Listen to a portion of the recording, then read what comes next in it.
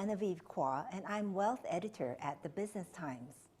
Thank you for joining us for this webinar, organized by the Business Times and presented by GuocoLand.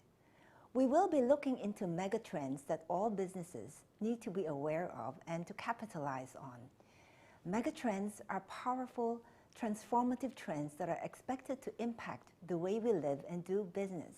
So think transformative and very long impact, possibly lasting decades. Before we dive into our discussion, let me introduce Mr. Wong editor of the Business Times, to give you some opening remarks. Good morning. Welcome to MegaTrends, a special series looking at the deep shifts taking place in society, industry, markets, and cities. Even as we speak, the short-term changes brought about by the pandemic will disrupt us in the long term in how we work, play, and live. The Business Times, together with GuocoLand, is pleased to bring you a series of discussions around these very important issues. We are happy to kick off today with two very prominent CEOs, Hsing Yao from GuocoLand and Helen from OCBC. Thank you for coming, and we look forward to a very interesting and fruitful discussion. Thank you, Wei Kong. So now let me introduce our panelists. We have Mr. Cheng Hsing Yao, GuocoLand Group Chief Executive Officer. The GuocoLand Group is a premier Asian real estate developer focused on creating innovative projects to meet the future needs of how people live and work. Some of GuocoLand's iconic integrated developments are its flagship Guoco Tower and the upcoming Guoco Midtown in Singapore. There are also projects in major cities like Shanghai and Kuala Lumpur. Prior to joining the GuocoLand Group, Hsing Yao was with Singapore Public Service. He held leadership positions at the Center for Livable Cities and the URA, and was involved in projects like the Marina Bay. Earlier this year, he was appointed nominated Member of Parliament. Next to him is Ms. Helen Wong. Helen is Group Chief Executive of the OCBC Bank. She took on this role in April. She joined OCBC earlier in February as Deputy President and Head of Global Wholesale Banking. Helen has had more than 36 years of banking experience, starting out as management trainee in OCBC. She was its first China desk manager working at the Hong Kong branch. She has vast experience in Greater China, covering a wide range of roles in capital markets, syndicated finance, and corporate banking. Before returning to OCBC, Helen spent 27 years at HSBC, where her last role was as Chief Executive for Greater China, which she took on in 2015. So now let's dive into it. The first megatrend we are discussing is climate change. Climate change is a very well-known megatrend, and Singapore is doing its part with a comprehensive green plan and a green financing framework. So let's kick off with a question for Hsing Yao. As a leading developer, can you tell us what are your priorities for a green future for Singapore? Thank you very much. Thanks for having me. The green plan that Singapore has introduced is a very useful framework for the private sector and the people sector. I think it spells out certain priorities such as carbon emission targets, higher standards for green buildings, and also city in nature. So these are concepts that we are quite familiar with and have always been embracing.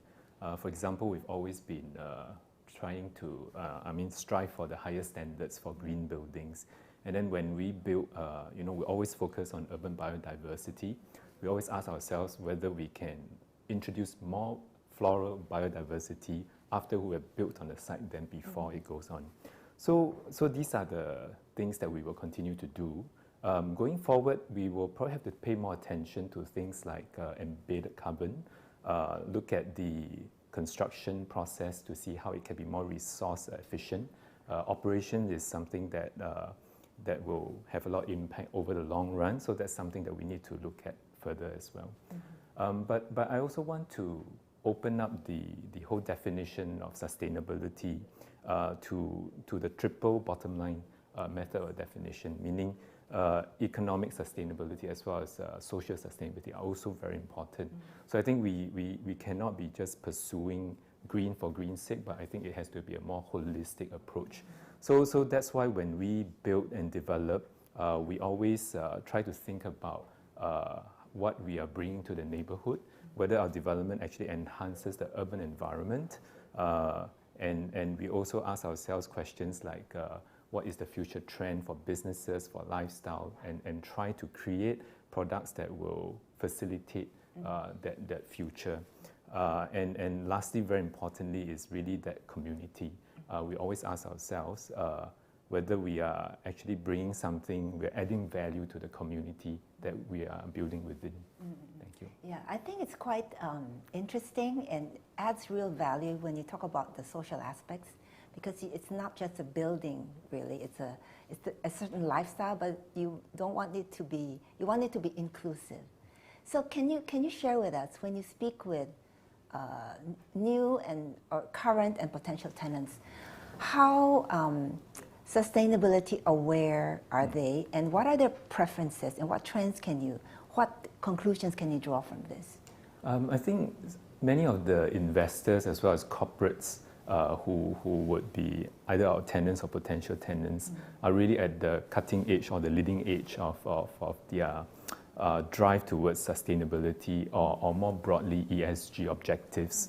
So they have more and more so factor ESG objectives into their business decisions, but increasingly they're also expecting their business partners to actually also embrace ESG principles. So in today's, if you were to build a grade A office building, you've got to achieve the highest standards for Green Mark, Platinum, and that's almost a necessity if you are to want to attract these corporates and also to have investors to come in.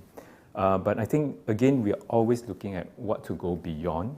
And one of the key issues is really, I think for offices, besides sustainability, more and more people are looking at the total environment, because I think this issue of work from home is also challenging the concept of office. And now people are looking at office not really just as a place to report to, but it has to be attractive to bring staff back to collaborate, interact, and so on. So I think corporates are really looking at the total environment, the amenities that are available, the quality of the building, and what are all the other facilities that are part of that total office environment. So actually you raised a couple of points which I'd like to come back to, but I want to ask Helen, because part of Singapore's green plan is a very important plank, is the green financing framework. So can you tell us what are the criteria, and OCBC is known because you've extended services into green financing. What are the criteria in terms of green finance, and why is this important? Thank you, Jen, and thank you, Hsing Yao, in talking so much about how you're actually making the buildings green and how you provide service to your tenants, and what are the demands actually from the tenants. I think green financing is reflecting a need in the market. The green financing market in Singapore probably start to gather speed towards the end of 2018, and we have already seen the market actually grow very rapidly with a lot of financing done. And the financing initially indeed is potentially more for real estates, and we think that is critical because if you look at globally, emission of greenhouse gas by commercial and residential properties is responsible for 12% of that. So making real estate greener is very important to help to combat climate change.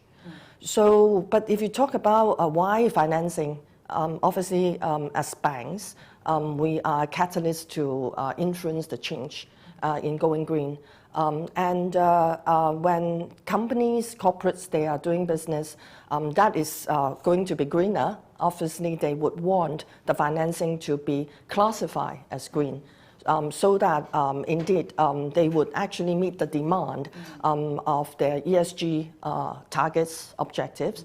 And indeed, we are seeing a lot more investors wanting to buy into greener assets. So it is a supply-demand thing, but altogether, it helped the world to go greener. So that is important. So you talk about, is it difficult? I think the market is getting a lot more mature. Issuers or borrowers understand what it takes to be qualified. We have pretty clear international standards. And a lot of the transactions we have done, for example, last year, OCBC have done 30 transactions supporting many different industries. I mentioned green buildings, but we also support renewable energy. We support sustainability link or ESG link issuance. We even support the Institute of Technology in issuing a green loan to help it actually build a new technology hub in Pango. So there are many ways of it, but it is not difficult now because, as I said, standards are pretty clear. People know how to achieve it. And because they are the investors wanting to buy into green, it's not particularly expensive. Yes, you would have to pay certain fees to certify that your process is used for green, but this is not difficult to do. And you always have the bank to help you. So I hear what you're saying. While it has diversified into various industries, a big portion is real estate. So I'd like to ask how SMEs can actually participate in this. Is there scope for SME participation in green financing? Yes, there is. SMEs, they are also in different industries that they want to upgrade to be more energy efficient, for example. So with the discussion with the MAS, last year OCBC launched what we call an SME Sustainable Finance Framework. So this framework is there. So if the SME in their borrowings, they meet the standard actually included in the framework, they do not need to pay for the certification. Meaning as they meet it, they already certify that they're good for it. So since we launched it in November last year, we have by now financed about 100 SMEs, reaching a size of about 200 million Sing dollars. Not big, but it's good for the SMEs on an average basis. And some of them use it to upgrade the system. Some of them use it to buy new equipment that is a lot more energy efficient. Okay, thank you. So that's good to know that SMEs can participate. But I would like to go back to Hsing Yao, because you mentioned that the centrality of buildings in terms of sustainability. So that raises the question of many older buildings. How can they be, what challenges are there for them to kind of be retrofitted, perhaps? That's actually a very critical point, because I think most of the new build nowadays are striving towards higher and higher level of green mark standards. But majority of our buildings are really the existing stock. So that remains a challenge. But to some extent, the government has helped in the sense of providing incentives for older buildings to retrofit. So I think many buildings have a certain life cycle with their systems. So I think we just have to be a little bit more patient. So as certain of the systems have reached the replacement time, I think that's the opportunity for building owners to invest and upgrade and make them more green. But I think for building owners, really, it is a boat has already sailed. Meaning that more and more so businesses. Now we see larger investors and corporates, but I believe it will percolate to smaller companies and even to the individuals, much more so. The demand for environmental requirements and green. So I think to be relevant, I think people have to really consider investing into their upgrading of their buildings. Okay, so earlier when you answered the first question, you raised a point about work from home. So we're going to tackle that in the next megatrend. And the next megatrend is urbanization. Urbanization has been a trend for past several decades, But now there are challenges in terms of environmental and social pressures. And Singapore itself, which we will focus on, aims to transform itself into a model for the region and the world in terms of sustainable living. So again, let's go back to Hsing Yao. How critical are green or intelligent buildings to urban planning and Singapore's climate objectives? And how can technology help? Technology definitely plays a very big part. The building stock, whether it's in Singapore or in the world, or rather the built environment sector, actually is one of the key contributors to greenhouse gases. So I think for that sector to try to strive towards more green practices, and I am really broadening the scope to even the production as well as the operation. So I think we have to take a full cycle approach to look at this issue of a green built environment, meaning the production, the operation, and also the design, and so on and so forth. So I think those are things that will come along. But again, I always like to think about it broader, because after all, there are many objectives that we are trying to achieve. So beyond more green sort of results, technology also has many other effects. So for example, we have been test bidding with I think 20 startups, technological startups in Singapore particularly, to try to test bid various technologies. So it includes air monitoring system, building inspection system, robotics to clean, and machine learning to track the usage of resources like water, energy, and so on. So I think it's got the investment into green buildings, intelligent buildings, got multiple benefits beyond the environment, but also productivity, and it can also enhance the livability of the end users. How soon do you reckon, I understand it's a test bed, how soon you reckon you can put these actually into buildings, and can you put it into an existing building, for example, like Guoco Tower? Yeah. Actually, we are test bidding within our buildings itself, and some of our staff have also volunteered their own homes to test bid some of these systems. Like for example, one of which is to monitor if old folks were to fall down, and then it will trigger an alarm or something like that. So I think these will take a period of time to test bid.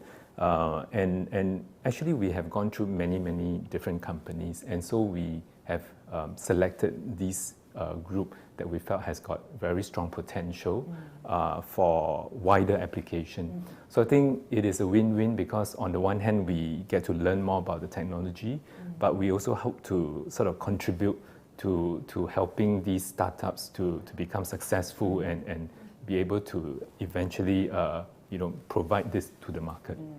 Thank you. So I think I would like to have my home become an intelligent home.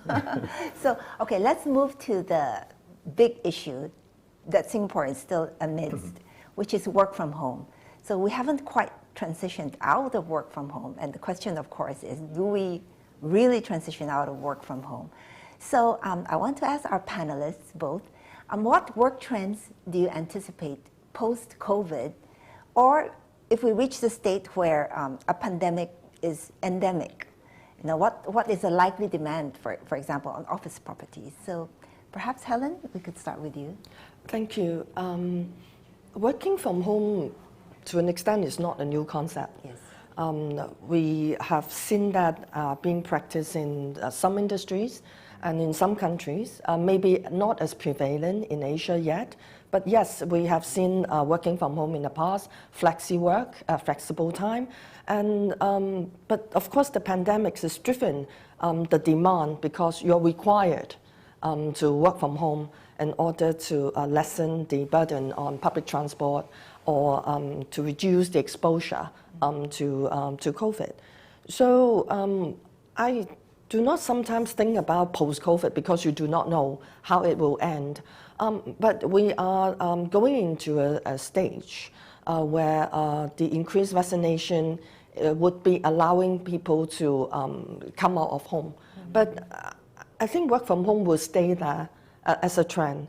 And the last 18 months have seen that technology has also improved to allow people to work from home effectively and also safely. Safely is not just physical safety, it is about the technology that prevent, for example, data leakage, that actually safeguard information flow and allow people to communicate virtually.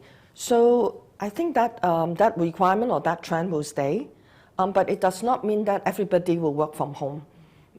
I think after so many months, people do feel that working from home is not a solution. It is part of the work. That means you still need to meet physically. You still have that opportunity to come back to the office, to brainstorm, to innovate, to meet with more people. And indeed, I find it particularly difficult if there are new joiners to the bank. You really need to meet them face to face to first to build up that relationship. So there will continue to be demand for office because people have to come in. And there are, in a way, if you look at financial services, we also think that as wealth continues to accumulate and more people looking at wealth solution, these are conversations you have to meet face to face to talk about. So there will be different demand of office space and different demands, for example, in branch space. You may not need the same number of branches. You may be reducing the branches because people now use digital, but you probably would want bigger branches for people to come in to have longer discussions on the wealth management. So I see real estate needs to be different as we progress along when maybe we live with the pandemic, but it will be a hybrid of working from home and work in the office. Yes, Hsing Yao, maybe you start first. I'm very much in agreement with what Helen has said. And in fact, my own observation is that when we were very quickly pushed into full work from home last year, and many of us were quite surprised at how effective we were able to work virtually. But if you really think a bit deeper, the reason why we were able to transit so quickly into virtual working and all work from home is because we have spent years with our co-workers building up that rapport, that trust, which is very important, and I broadly call this social equity.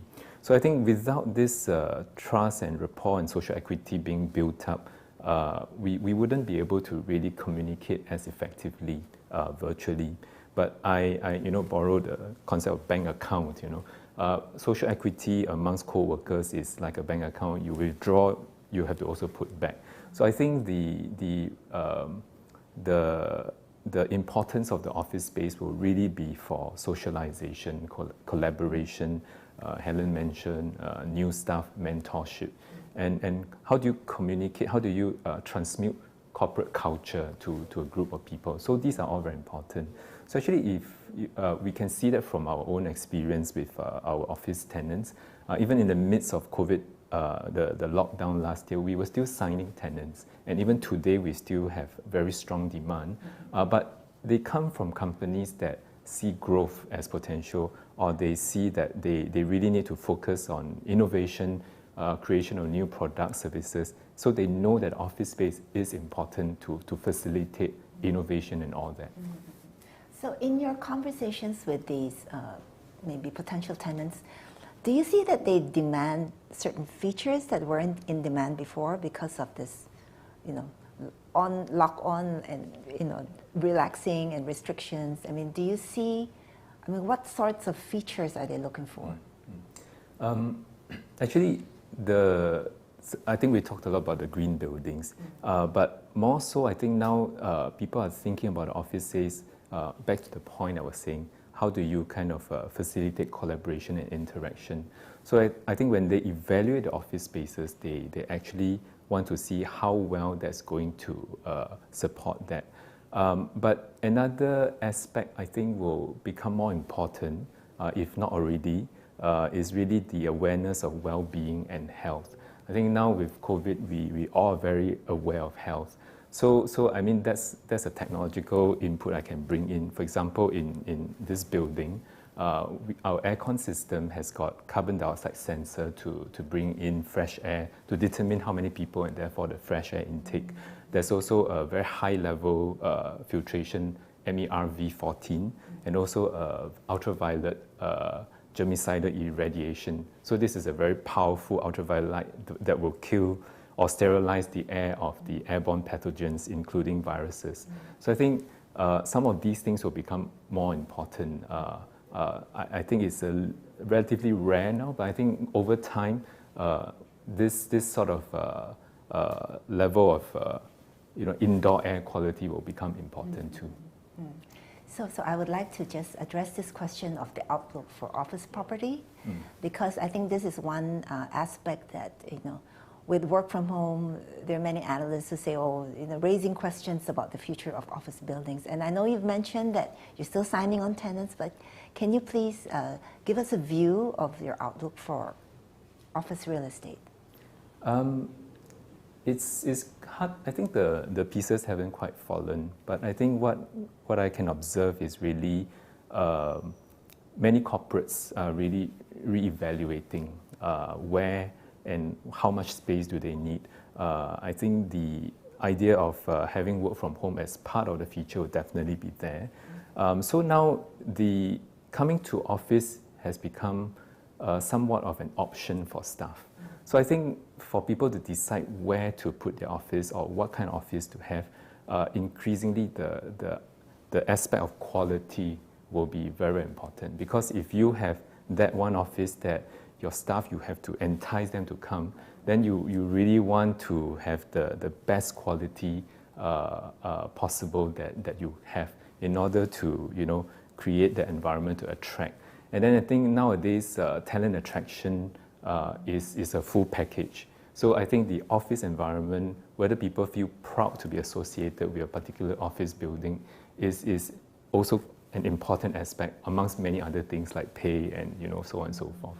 So I think all the qualitative aspects are going to be more and more important. Yeah, I just want to jump in to agree with Hsing Yao. And as I just said earlier on, you need people coming back to bond, to develop relationship. You need people to come back to learn. And I think the demand would be, hot desking is no longer an issue for a lot of people. But they do expect outside of working at a desk, I would have other space that I can talk, I can have a good environment for us to innovate, to think together, to learn together. So it is more like how you design your office in the future to cater for these needs. So it's no longer rows of desks where people just sit there all day working. It will be people need to come back to clear certain things. If they're sitting at a desk, they may as well sit at home. But when they come back, they do want to join meetings. They do want to communicate with other parts of the organization or your vendors, your customers. And I do see the need of bigger conference room in a way, as people may be doing less business travel. You may do longer business travel, but less frequent business travel because we learn how to communicate virtually over the last 18 months. But you potentially want to bring more people into a bigger conference room with a very good environment, better technology, so that you can meet another group of people maybe 12 hours apart in another time zone. So I want to also touch back on what you talked about for OCBC. I think you did mention that you are reviewing maybe your branches, the network.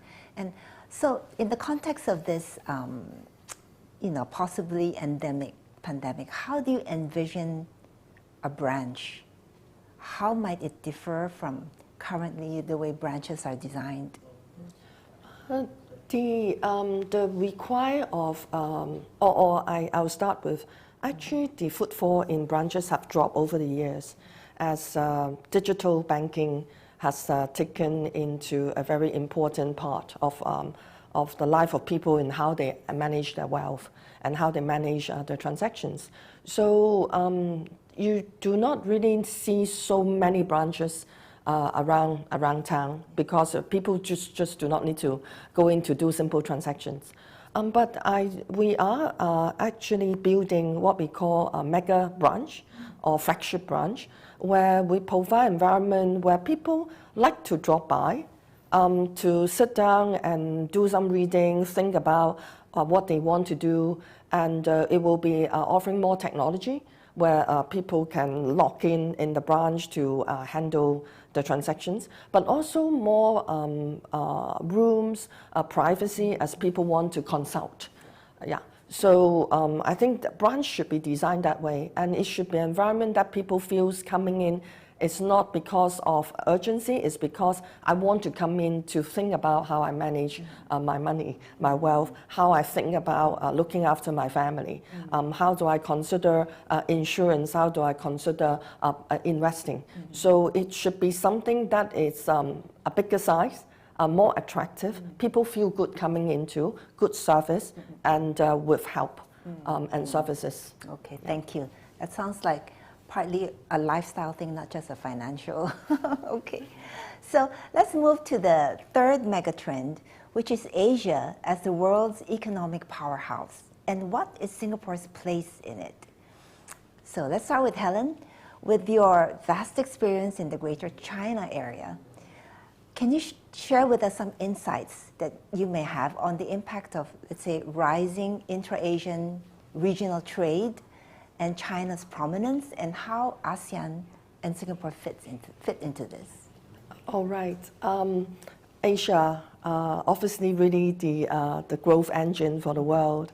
And a lot of studies saying that GDP of Asia is growing something like 5% a year for the next 10 years. And we know that Asia's GDP is going to, study sets again that Asia's GDP on a world contribution basis will be over 50% by the year 2040. So, and if you look at Asia, because of the geopolitical tension, trade, the changing shape of trade flows, and the growth of wealth in Asia, we do see intra-Asia trade to be more important. And indeed, intra-Asian trade is now bigger than the trade of Asia with the rest of the world. So, and if you look at Asia, obviously ASEAN is very important, and the growth of ASEAN. And this trade intra-Asia, ASEAN, and also the trade with China being a very big economic powerhouse is equally important. So we are saying that this flow of trade, capital, and wealth will be very prominent going forward. And I guess Singapore is capturing that as well, being the hub for Asia, for ASEAN. And we're seeing this important development in technology helping the flow of capital and trade as well. There are the different industry growing, green shoots coming out from the pandemic, but it will be a very long answer if I go into that. Yeah. Can you tackle a bit on technology and how technology helps? Because in the conversation that we had, you talked about blockchain. Yes. How does blockchain, what is the role of blockchain in terms of maybe enabling flow of capital and issues like that? Yeah, when you talk about technology obviously bring in a lot of efficiency and a way for people to deal with each other very effectively. But technology also bring along other risks as well. We always talk about cyber risks. We do talk about potential of fraud. And potential of, as money flows faster and more easily, we talk about potential of money laundering, right? So a lot of times, in particular when we address trade, the documentation involved in trade is actually very tedious.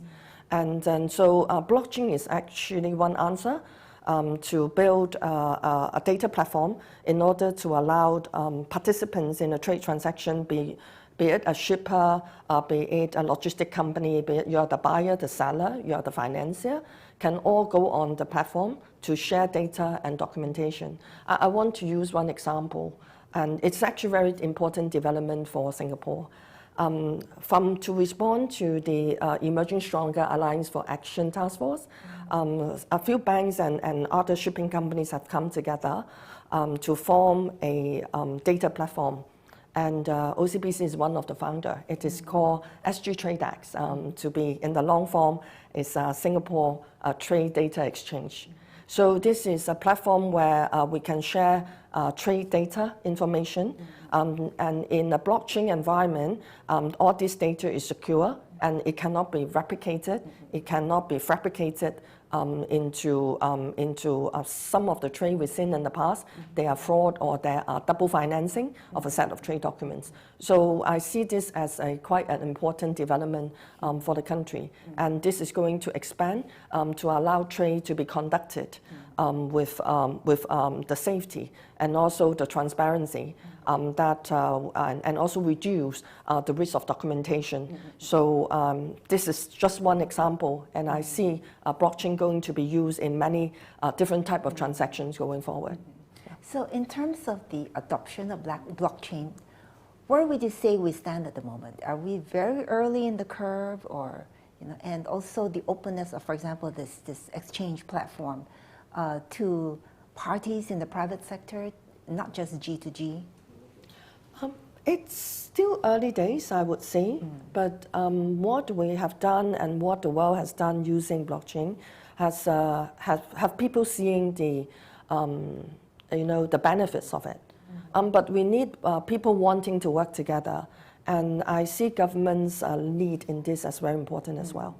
With government needs, then you can bring people together easier. Yeah. So, Hsing Yao, I'd like to ask you, because there's a lot of anxiety, and Singapore constantly does soul searching in terms of its competitiveness. So, what do you think are the strengths that Singapore has that it can capitalize on in the context of this Asia as the emerging powerhouse? If you were to look at the way we handled the pandemic, I think many of us would count ourselves to be quite lucky to be actually in Singapore. I think it demonstrates the Singapore way, right? I mean, in many of the other things that we are doing, right? But in my own version, the Singapore way is a very methodical. It is a science-based, empirical-based sort of approach. So I think we handled the pandemic through facts and step by step without rushing, pragmatic but not ideological.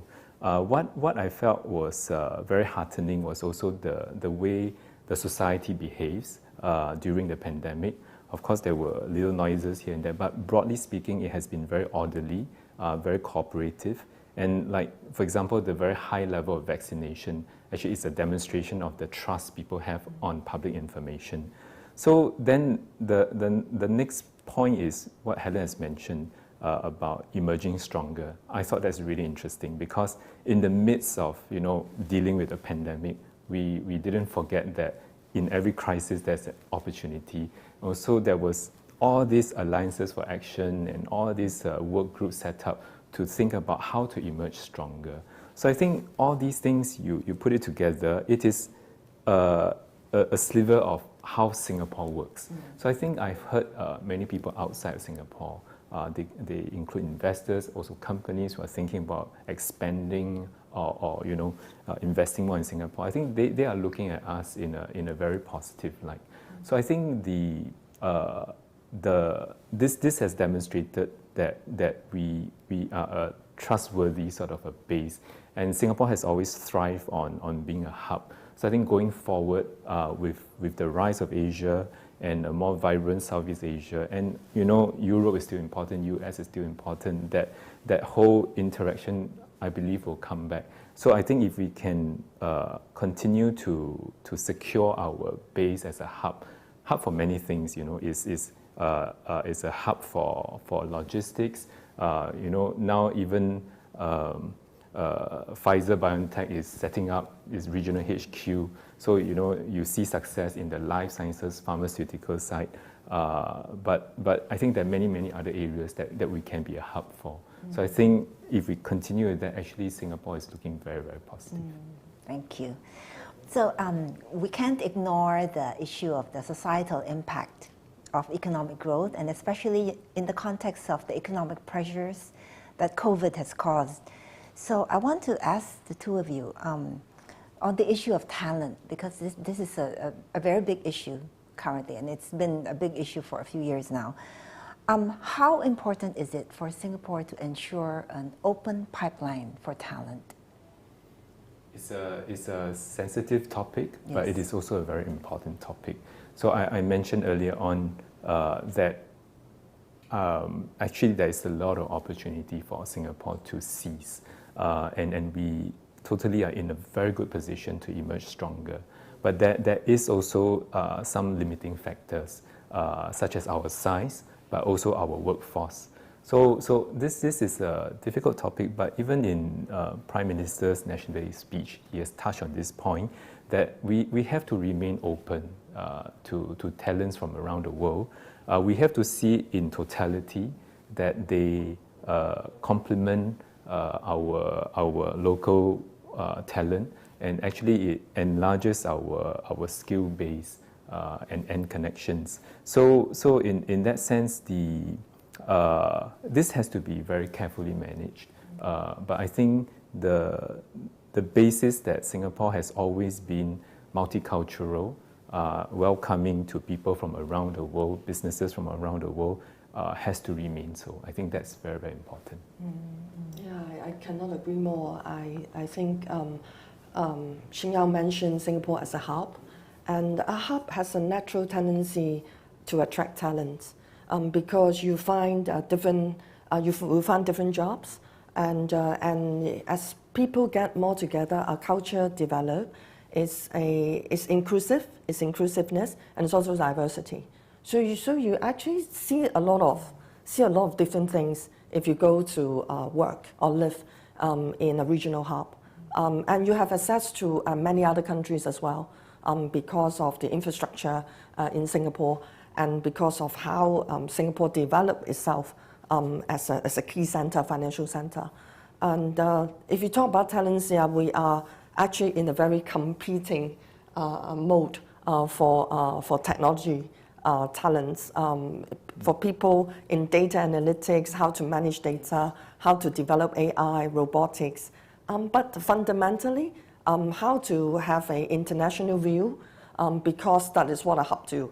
You need to actually help people around the world, and if you are a hub. So I am totally in agreement, as I said. I think as Singapore continue to grow and continue to take a very important place on things, what I mentioned earlier on, the China ASEAN flow, and I actually see it will become a magnet to attract more talents, and that would actually bring ourselves to be a stronger country as well. So I need to raise this question, and perhaps if you can both offer some insights as to how to ensure that no one gets left behind. And I think this is one issue that resonates among people and may cause unhappiness. And we see this too, like how the S part of ESG, the social part, is actually gaining prominence. So perhaps, Hsing Yao, can you give some suggestions? Or? I think probably I'm not the best qualified because this is really a very big subject. Yes. And it is it's a topic that has been debated upon a lot in various forums. But I think what from my personal perspective, I think, and I do see the optimistic part. For example, during the pandemic, a lot of the, for example, during the pandemic, during the lockdown, many people have come out and talk about how we treat foreign workers and how we can, be more caring to them and so on and so forth. So I think that demonstrates that streak that I see in the Singapore society, which is compassion, and that in difficult times you are even prepared to come out and care for someone who's from other countries and in the lower base of the workforce. So I think if that streak can be a commonality across the entire cross-section of society. And granted, the wealth gap will continue to be wide or maybe even bigger, because now we're dealing with, global companies and, global talents and so on. So it's not avoidable. So I think that gap is going to be very big.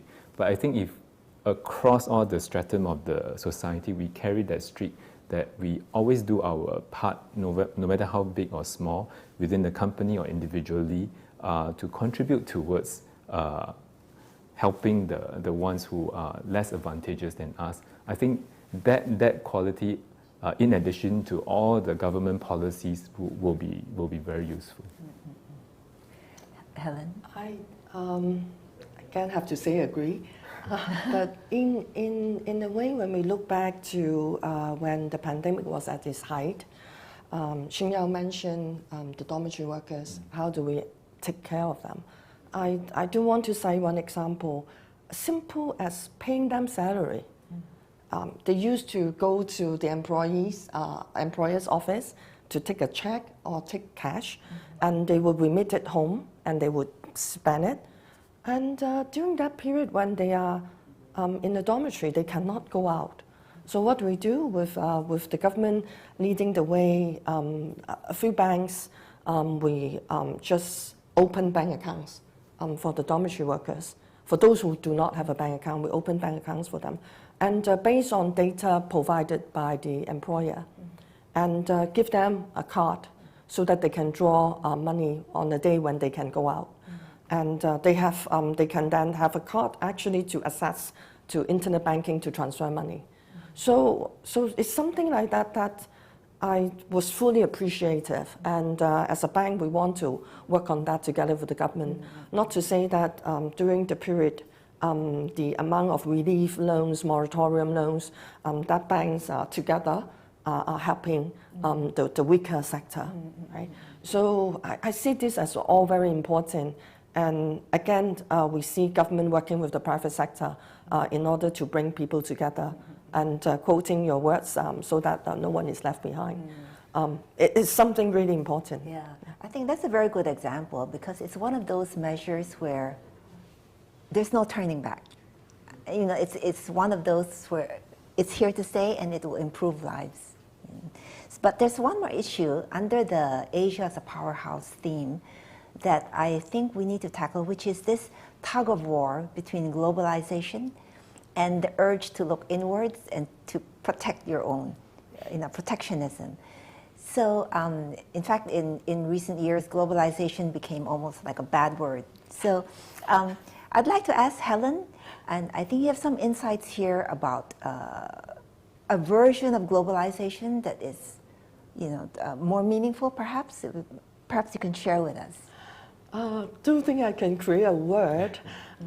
Yes. I think globalization faces a lot of challenges.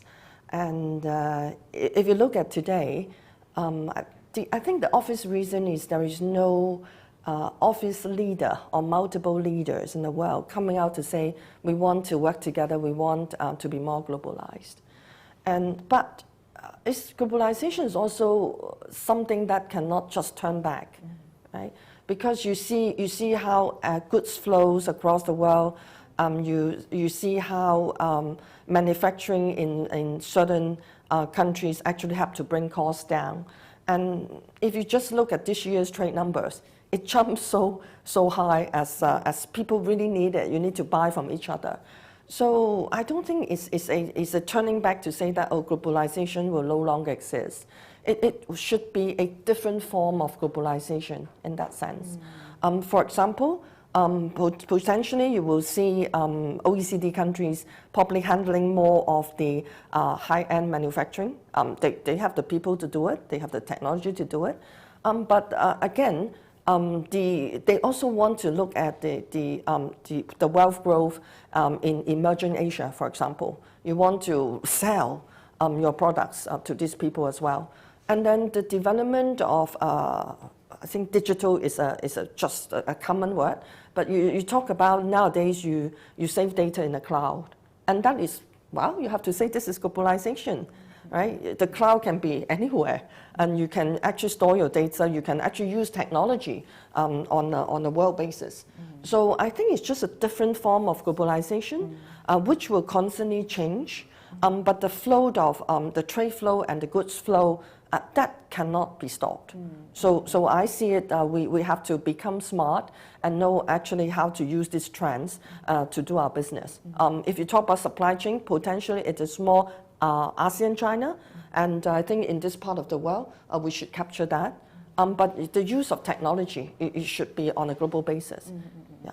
So related to this, I'd like to ask your views on travel and the outlook for travel, and whether the changes brought about by this pandemic will cause maybe a structural changes in travel, because travel also relates to globalization, and travel is an enabler for globalization. So, Hsing Yao, what are your views on this? Oh, it's a difficult topic, not necessarily in my core expertise, but anecdotally from the people around me, I think people really, really miss traveling. They miss that experience, you know. So we, you know, the virtual communication is actually very, very useful. People can connect with families, and in fact, for me now, it's much easier for me to connect with my colleagues in other countries as compared to before, because you always have to factor the travel into it. But now we do substitute, or we have to at the moment. But going forward, I think we will substitute many of the regular meetings with people on the business-wise virtually. But then there's really nothing that can replace that face-to-face connection. It's very similar to our conversation earlier about you know, work from home. But that principle extends to the experiencing of people in other countries. But I think we are also very much in need of our personal experience, you know. So that's why people want to dine out. That's why people want to go out. And traveling to experience culture, the weather, and so on and so forth, those things are still very, very important. So it is not a question of whether it will come back. I think it's a question of when, and whether the world can find a method for people to travel freely again. Yeah, I agree. I think if when we start to travel again, assuming the pandemic is still around, assuming the traveling will be a bit more complicated as to the testing, as to the certification, as to on arrival and what you need to do, that sort of thing. I do see potentially people travel less frequently, but on a longer term. So you did one set of tests here, one set of tests there, but you will be able to cover more. So that's how I see business travel, you know, turning into as a view. But I totally agree that the experience of leisure traveling, people would not want to give up. It is something that you truly want to experience.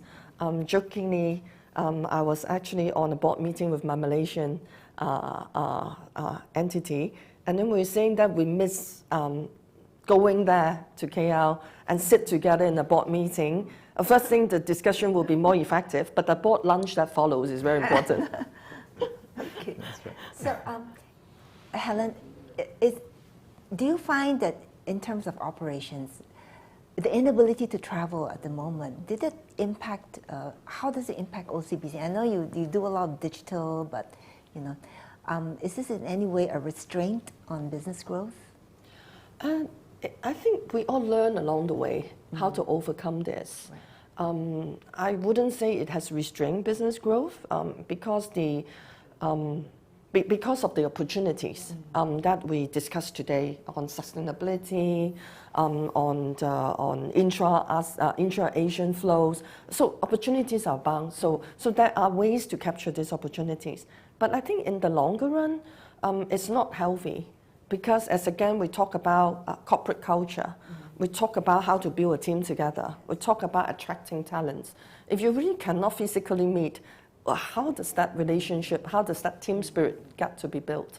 So hopefully in the longer run, we can revert to the opportunity of meeting each other a lot more compared to now. But as I said, technology has helped us. So you may not need to fly as frequently, but you will actually use more technology in the future. But cannot beat physical meetings and the human touch. I think from the real estate perspective, it's even more so because it's immobile. You cannot move the site, you cannot move the building, and you have to travel to go and see it. You know, if you're looking at how things are going, looking at acquisitions, you have to go and see it. So I think it's very, very critical. So it looks like we all miss getting back to normal. So let's move to the fourth megatrend, which is the rise of the middle class in Asia. Again, it's probably related to Asia as an economic powerhouse. So I'd like to ask Hsing Yao, as the middle class grows in Asia, not just Singapore, what trends do you see in terms of their demands and aspirations for how they want to live, work, and play? I think beyond the more obvious things like, you know, demand for quality, demand for more experiences, I want to bring in something which I thought might happen going forward. There is this kind of saying, right? When you're young, you exchange your health for wealth, but when you're old, you exchange your wealth for health, right?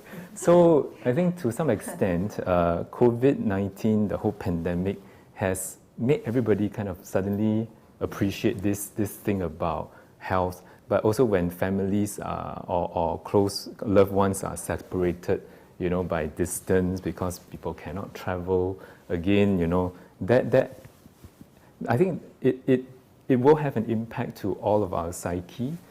So I think beyond the sort of like more obvious material sort of acquisition with that people will want to have that comes with wealth, I suspect people will start to go for will start to become more aware of the intangibles, you know, like relationships, like their personal well-being, their mental, even spiritual well-being.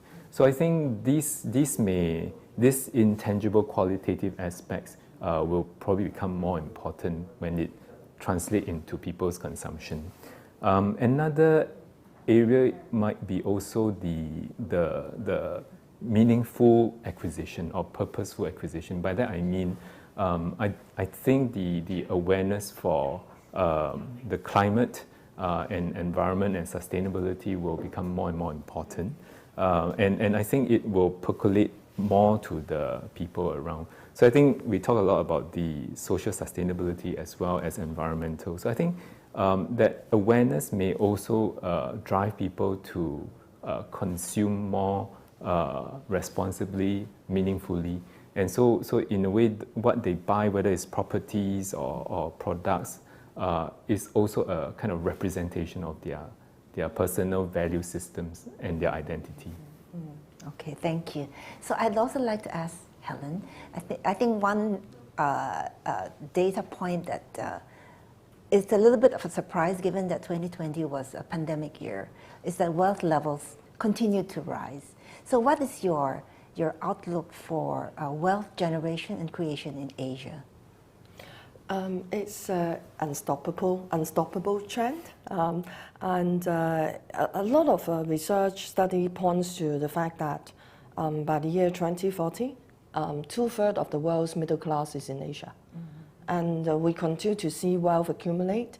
And interestingly, the pandemic has created an environment where people want to think about the future a lot more. So managing your wealth is one of it. And because of digital transformation, I give you two pieces of data. Last year during circuit breaker in Singapore, the online investment sales that we have seen actually grown 3 times during that period. And even for the first half of this year, it's grown 2 times compared to the first half of last year. So people are actively looking for investments, and in particular in a low interest rate environment, and with a lot of liquidity abound as government try to stimulate the economy. So that actually paved a way for people to understand a lot more about investing, about managing wealth. So I'll see that trend continuing, and in particular, Singapore is a true wealth management center. We do see people setting up family offices for the ultra high net worth, but even for the mass market, as we say, people have many chances to conduct a piece of transaction online, and there is a lot of advice available as well. So I see that as one very important trend for us. Okay, thank you. So we are going to move into the Q&A portion, which are questions that over the last few days we collated from the audience that you sent in advance. So there are quite a few questions about the impact of work from home. One of these, and I will direct this to Hsing Yao, is how would work from home impact the residential property market in terms of rentals and values? Work from home has made the home serve more than just living, but also as a place to work. But like what Helen said earlier on, it is actually not a brand new trend, but it's just been augmented, accelerated by the experience we've been having. But I think what people will start to look at in terms of whether it is buying or renting apartments, they will definitely have to consider whether the space is sufficient for them. And I think people would want to have perhaps that additional space for a dedicated workspace as part if they can afford it. But I think we should also not just really think about square footage space as well. Actually, and a very important element is actually how well the space can be adapted, how well it can be flexible enough to perform different functions.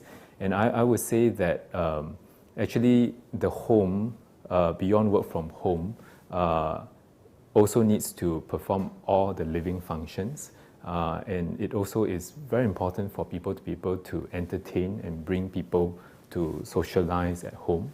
And then what I alluded to earlier on about the awareness for the intangibles, I think the quality of the space, the ventilation, the proportion, and so on, all these things will become more and more important as people start to really pay more attention to where they want to live. And some will say that with work from home, you will trade space for location. But I think that may also be a bit of a knee-jerk kind of response, because my personal experience working from home is that now my neighborhood becomes my office neighborhood, right? So then during lunchtime, where do I go? After work from home, where do I go? So I think that location, quality, the convenience, the connection, and the amenities available, which is what the CBD offers, will also be quite important when people choose where they want to live. So related to this is the question about if work from home becomes pervasive, what is the likely impact on the rental market? Because possibly there are fewer expatriates, for example, coming to Singapore, and the access to talent actually digitally is open. There certainly exists this risk that when you can work from home all the time, actually you can work from anywhere, and so the staff, the person doesn't even need to be in Singapore, can be anywhere around the world. So there is definitely that happening. I've heard lawyers who are operating outside of Singapore but expert in Singapore's tax laws, for example, and very effective in advising their clients. But I think that's where the point about hub comes back again, because whether in our earlier conversation about travel or about the importance of the office and also about Singapore as a hub, that human connections is still very important. It's very different for us if Helen and I were not seated side by side and you seated here, right, in the same room. is very, very different. So I think in the end, the total Singapore environment being very dynamic economically, but also highly livable and attractive and multicultural and welcoming to people from around the world still is very, very important. And so then by way of that, you kind of attract people and talent to mix together with the local population. And those chance encounter and social connections becomes very, very important. And these are things that you cannot build when you're remote. So one more question. What is the future for studio apartments? Again, I think we need not be too knee-jerk about the fact that because of work from home, people need bigger space and therefore studio apartments or even one-bedroom apartments will be relevant. I go back to the point, what is more important is actually how spaces are designed to be adaptable for living, for working, and also for entertaining. Okay, thank you. So this question I think is very relevant and addressed to the two panelists. Can you share how do you manage a remote workforce? I mean, what are the challenges here in terms of management? Interesting question, but this is also not new. For large corporates and banks like us, it's something that is in existence. We work in 19 countries, so I have to look at our colleagues around the world, different time zone, different location, and some are in more complicated business, some are a smaller location, some are in private banking, some are in corporate banking. So it is not new. Of course, the pandemic makes traveling difficult, and so some of the things that we used to do, for example, bring people to head office to meet in Singapore, that's more difficult to happen. But again, technology comes in, and I think the support and the care that you have to demonstrate to your workforce is very important. And in particular, during the pandemic, different countries have different challenges. So some countries have a higher rate of cases, and some are better managed. Some have more support by government, and some have less. So it is how we take care of them and design things that can allow them to work effectively from home, for example. I think that is very important. And it is not just senior management doing this. You have to ensure that the whole bank, middle management is in it together, so that we stay in contact all the time with our staff, so that they still feel that they are part of the group, that they are being looked after. In the very beginning of when the pandemic started, we just make sure that all our sites have enough supply of masks. So I think that's just an example. Yeah. But managing is more about helping them knowing what their challenges in, so that they feel they are still part of the team. Yeah. Hsing Yao. Communicating remotely is a very different skill set from communicating physically. So the way, so it's something that we are still learning, and then we all have to probably learn. Is a different way, of doing it. So how you conduct a meeting in a physical setting is very different, and when you want to do it effectively in a virtual setting. But I always request that when we have meetings that we always turn on the video, because no matter the fact that it's only 2D, but even the facial expression, a bit of the movement, and so on, it still gives you cue to what the person is thinking and what they are trying to say. So I think it is a very different ways to manage communications, but in some ways it is also a plus because colleagues who are overseas, where our default mode of meeting is physical, but now is virtual. Actually, we can meet more often. So I think there's some plus to it as well. I think another aspect will be really in measuring performance and outputs. I think we need to rethink the way we define performances and outputs and measurements and so on when you're not always seeing the person working. So I think that definition will probably have to be clearer, to some extent a little bit more quantifiable, so that we all know where everyone stands when we're all working remotely. Yeah, I want to add a point on that. Because of the technology enabling people to connect each other, in the past, we potentially will be holding smaller meetings as we travel to countries.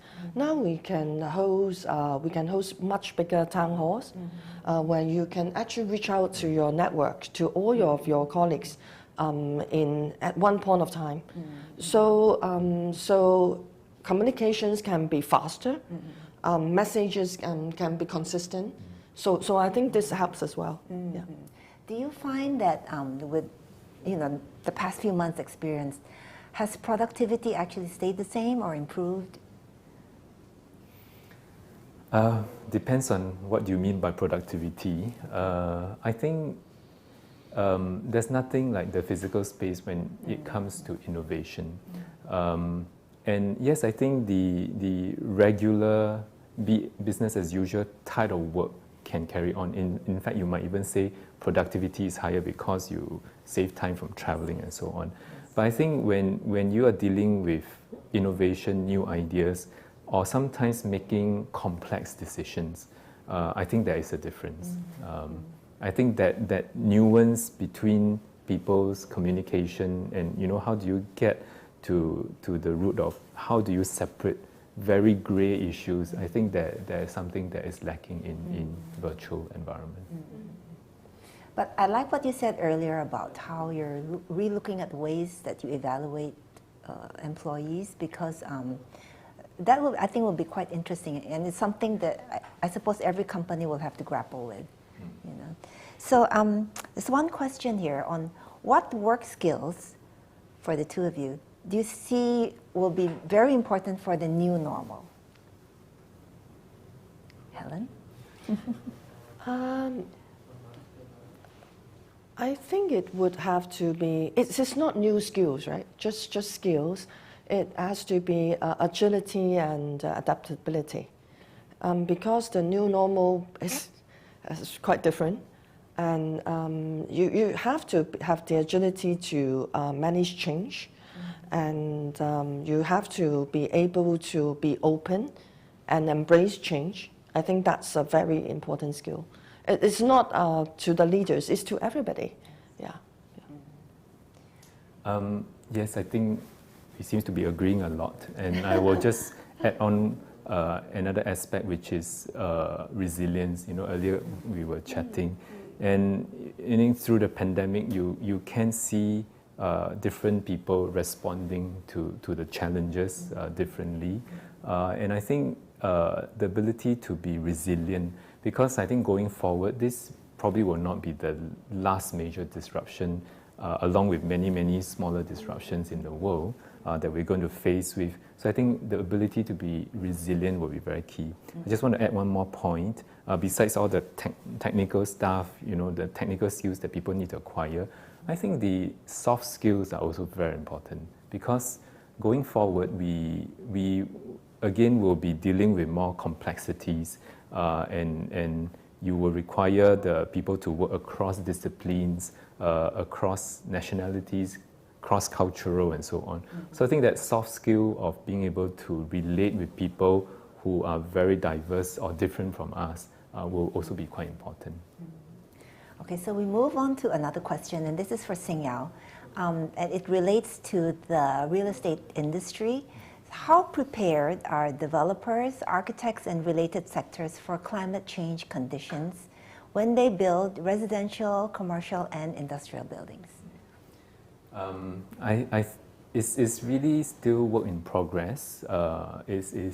Although it's not climate change is not new, but it really is in more recent times that it's really gained much greater public acceptance and acceptance across the world, and also the investment community and so on and so forth. So I think the government has been doing a lot in terms of legislation, incentives in trying to move move the entire industry. But to move the entire industry is really no mean feat. So I think the opportunity lies in collaboration. Important that communication between public and private sector remains very fluid and open. And so that collaboration between public and private sector is important. But I also see a lot of value in collaboration along the value chain, meaning, for example, developers partnering with consultants, partnering with builders and so on, to move as a pack and you know, through working with each other, move it along. Because the whole built environment sector actually involves many players. And so you can't just have one party driving. You need everybody to almost work in concert. So I think that collaboration along that value chain of production is important. I do want to add, I think we sometimes focus on are we ready? But we should always think that that is indeed a target, because we do really need to take care of the environment. Otherwise, temperature just rise too quickly, which is devastating to the world. So with a target, and as we work together, obviously we're looking at truly saving energy. So there is a cost element to that as well.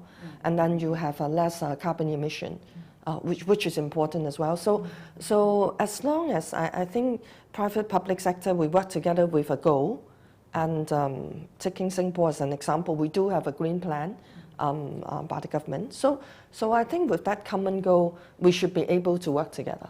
Yeah. Okay, so I'm going to touch some more questions because we still have time. There's one question here. Over the next 10 years, and perhaps Helen can help, how can or will ASEAN become more important as a more integrated bloc in the context of rising China-US rivalry? I think I touched on this quite a bit. ASEAN is already a bloc, and I think ASEAN countries should continue to move together as a bloc. I talk about the opportunities that arise. I think the ASEANs that is coming up, in particular, you see the faster growing ASEAN are some of the larger countries with the bigger population. If you see growth, the Philippines, Indonesia, Malaysia, they are growing fast in terms of wealth and the number of middle class in these countries. So then you look at the intra-Asia trade, so trading with China. And I just want to bring up Singapore again as a hub, right? And we historically, we are quite strongly linked culturally with China. And I think we understand how good we are in terms of having a place that can manage risks very well. We have a pretty good regulatory environment, legal environment, and it's a safe place to live. And as we continue to attract talents, and Singapore move in tandem with the rest of ASEAN countries, dealing with China, trading with China, I think it's just very powerful. I think it offers opportunities to many people. Okay, so there's another question here. How ready do you think Singapore is for the next financial and or health crisis? Hsing Yao. How ready is, we can be as ready as we can be, but in that sense, I sort of alluded to it. The whole process of how we have dealt with COVID-19, of course, it was not a very straight, smooth sailing path, right? There were hiccups here and so on and so forth. But if you were to look at what happened in Singapore and compare it with many of the other countries, I think we have done very well. So I think it's how ready we are is dependent on what lessons we take out of our current experience with COVID-19. I think if we end up splintering our opinions and become more factious and so on, then I think we will become weaker. But if we take away constructive lessons, and also, recently has been a lot of discussion about racial harmony and some of those things that been talked about for the longest time, but then it has started to come when the society is under stress. Some of these little fissure starts to emerge, and so it's very, very good that we are talking about these difficult topics. So I think, to me, I'm optimistic, but we are not at the end of the road. So I can see it's positive, but more importantly, in the time to come, we have to take all the right lessons along with us. Then I think we'll be in a much stronger position. Yes. Helen, can you offer some insights on this? Because for sure we haven't seen the last of health crisis and definitely also financial crisis. I feel we have learned a lot along the way, and for a pandemic, I think working with other countries is always important. We look at I think the imminent solution is vaccination.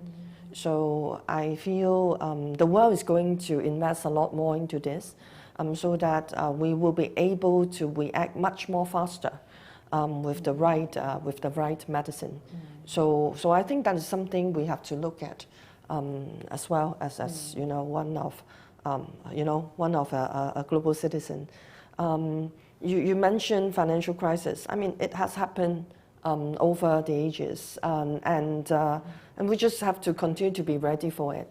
And as again, Singapore is a financial center, so to have the right regulatory framework, to have the ability to safeguard people's assets, to have the ability to attract talents, to continue to build the financial services that is required in the new normal. I think these are all very important. So if there's only one word, it's truly anticipation.